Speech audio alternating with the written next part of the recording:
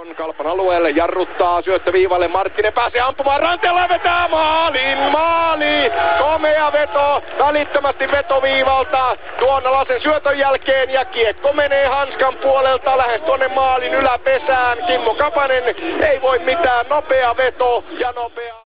Kovanen ampuu rannevedon, ohjaus tulee, Kapanen torjuu, Koponen hakee maalin takaa, syöttö Virtaselle, Virtanen pitää vasemmassa laidassa, on P-pisteen yläkaarella, lätty Kovoselle, Kovanen ampuu, Kapanen torjuu, Hutskowski vetää jälki, tilanteessa Kiekon Kalpan maali ja siellä on ja näin Hutskowski jatkaa kuumia otteitaan, hänelle maalin teko on tällä hetkellä kyllä helppoa, hän hakee paluu Kiekon tuon vedon jälkeen ja Kiekko kylmästi Kalpan verkkoon Kapasen alta, Jypin ylivoima on tänä päivänä kyllä huippuiskussa, se oli sitä jo Turussa.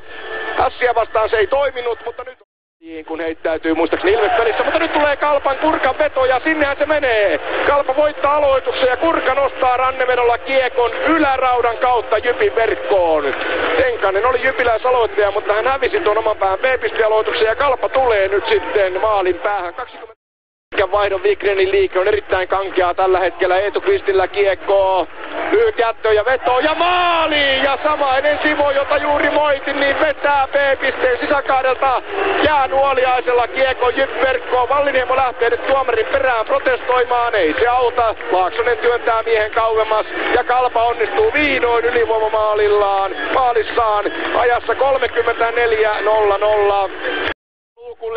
Kalpa peittää vedon, kiekko jää pelattavaksi maalin kulmalle, Koponen ei pääse vetämään, mailla suljetaan ja sitten siinä oli paikka tulla Mikkoselle ja veto lähtee, Kapanen jo poissa tilanteesta, mutta hieman ohi tolpan, paine jatkuu ja veto ja nyt tulee maali! Hutskowski vetää B-pisteen kaarelta ja kiekko on Kalpan verkossa ja sitten Mikkonen käytönäisemässä Seljosta jälkitilanteessa, että jotain rotia tähän touhuun, mutta olipa väkevä veto Miika Hutskowskilta ja 6. maali Hutskowskille, hänhän on Jypin maalitykki numero 1.